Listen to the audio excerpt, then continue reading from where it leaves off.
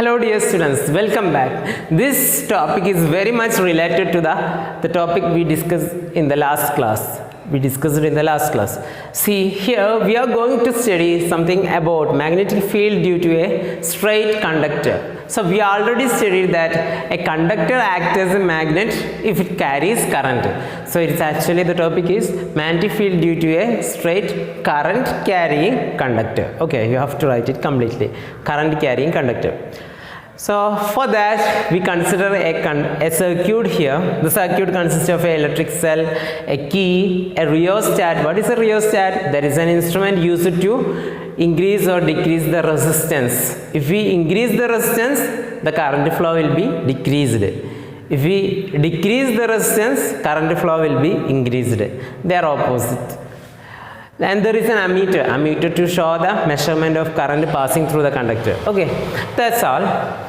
So we know already that if the current passes through a conductor, obviously it acts as a magnet and there will be a magnetic field around the conductor. For finding that, we placed a cardboard. So this portion XY, it's a straight conductor. It's a line or a pipe. So what we do is we made a hole in the cardboard and placed this cardboard in between this XY, in the center of this XY. In the center of that we placed it. By using some gum we pasted there. So it's actually staying like this. There is a conductor and we placed cardboard here. So in the middle of the cardboard this conductor is staying. Okay, and staying like that. So in order to find the direction or find if there is any magnetic field or not, we put some iron fillings, small pieces of iron, very fine pieces of iron.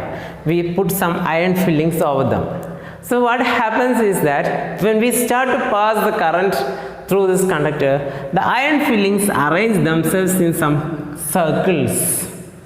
So actually this is the direction, this is the magnetic field around the straight current carrying conductor. So we can find it by two methods. Firstly, I told that we have to put some iron fillings over them, then they will come arranged, they will arrange themselves in some concentric circles. The next method is that just bring a compass and place the compass here, and we can get the north-south direction from the compass. Note down the north direction and from that point again place the compass. Make this point to the south needle, coinciding with the south needle, and again the north direction we have marked. And like this, if we mark like this, we will get round. That is a circle we will obtain. And when we join this point, we will get the direction of magnetic field. So we already got what is the magnetic field, what is the nature or design of magnetic field here, but we have to find the direction of magnetic field also. Actually, when the current is passing from Y to X direction, the magnetic field is in anti-clockwise direction. Anti-clockwise direction. Clockwise and anti-clockwise, you know, this is clockwise, this is anti-clockwise. So the direction of magnetic field, see here, it is in the anti-clockwise direction. And if the direction of current is reversed, how we can change the direction of current?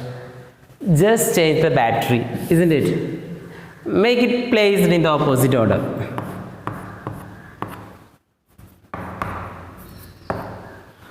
So what happens? Now the direction of current is changed. Current is passing from positive to negative side. So from X to Y. At this time we found that the direction of the current is in the clockwise direction. So the direction is now in the clockwise. So this is the direction of a straight current carrying conductor. So how can we find this? How we know is it in the anti-clockwise or clockwise direction? If some iron fillings are there, we can't find. And if there is no iron fillings, how can we observe or how can we identify this magnetic field? So in order to know about this magnetic field, there is a rule called right hand thumb rule. But it is very easy rule.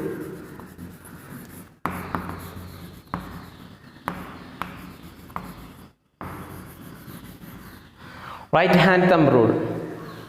So it's simply called right hand rule also.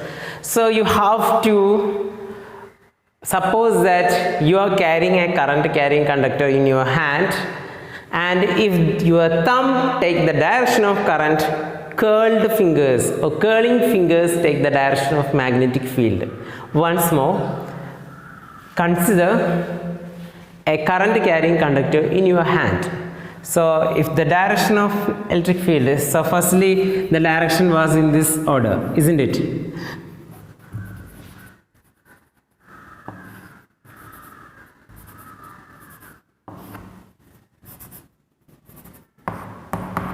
So it was the direction at first time. So what happens, there will be many magnetic field or iron fillings placed over here.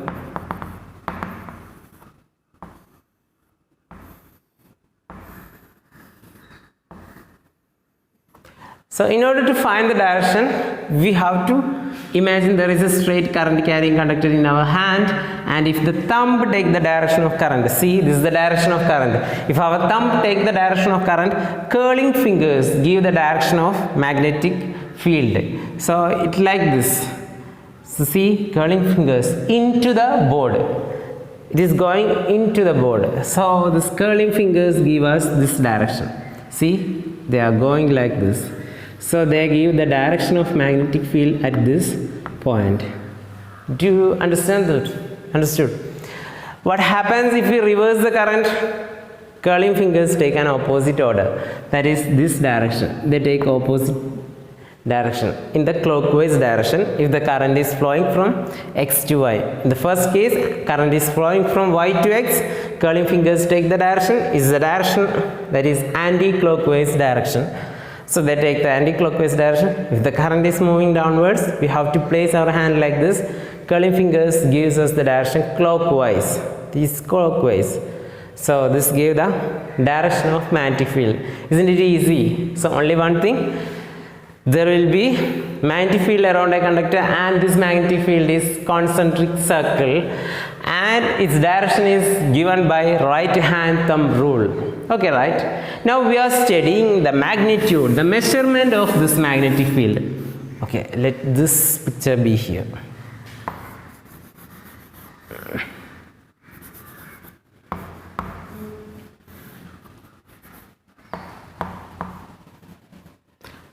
Now we are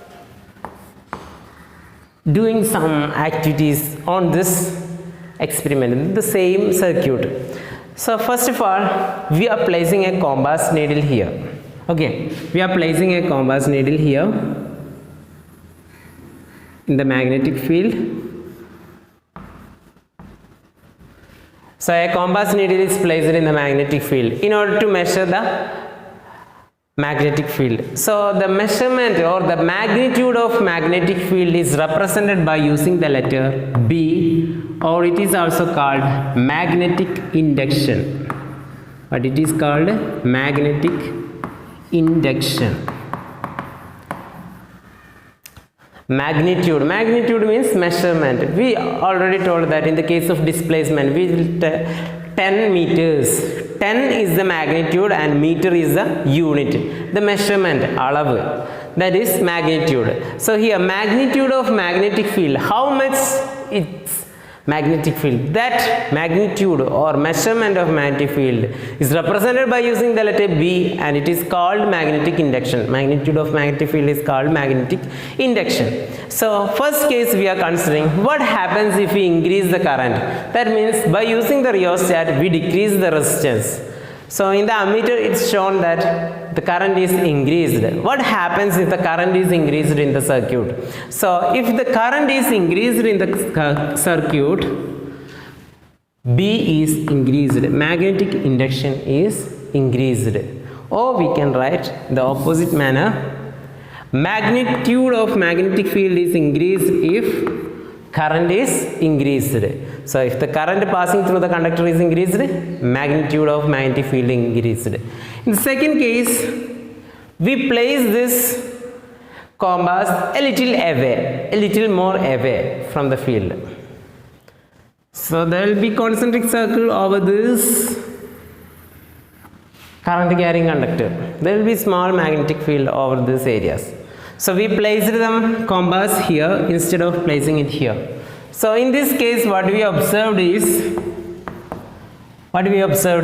magnetic field comes to be decreased if we increase the distance in radius base. Distance in radius base, that is why we used the letter R. So if we increase the distance from the current carrying conductor, magnetic field is decreased. So two relations we got: B directly proportional to the current passing through the conductor. If the current passing is increased, B also increases. B inversely proportional to the distance between the compass needle and current carrying conductor. So if the distance is increased or if it is farther away from the current carrying conductor, at that place the magnetic field is decreased. So we can combine these two relations as B directly proportional to I by R. So this is the conclusion we got from the section magnetic field due to a current carrying conductor. Straight current carrying conductor. B proportional to I by R. Okay, hope it is clear. This chapter consists of similar things. The next topic will be magnetic field due to a current carrying instead of straight circular conductor. And the next topic will be magnetic field due to a current carrying solenoid. Such like similar topics, the same way we will be performing all the things. We will be checking current. What happens if the current is increased? What happens if the distance is increased? What happens if the turns are increased? Like that we will be considering these things only. You have to study one format, then others will be very easy for you. And one more thing, the unit of magnetic induction. There will be a unit definitely. For displacement it is meter. As like that, magnetic induction has a unit and its unit is called Tesla. Actually this unit Tesla comes because of the famous physics scientist Nikola Tesla. In order to honor him, we give the unit for magnetic field as Tesla. And the smaller unit of Tesla, this is a much more bigger unit of magnetic field, Gauss, represented by using the letter G. This is a smaller unit of Tesla. And see here, 1 Tesla is equal to 10 raised to 4 Gauss. Or we can write 1 Gauss is equal to 1 by 10 raised to 4 Tesla. 1 Tesla is equal to 10 raised to 4 Gauss and 1 Gauss is equal to 1 by 10 raised to 4 Tesla. And the magnetic field near the Earth's surface, that is also a point in this, that is 0.3 Gauss.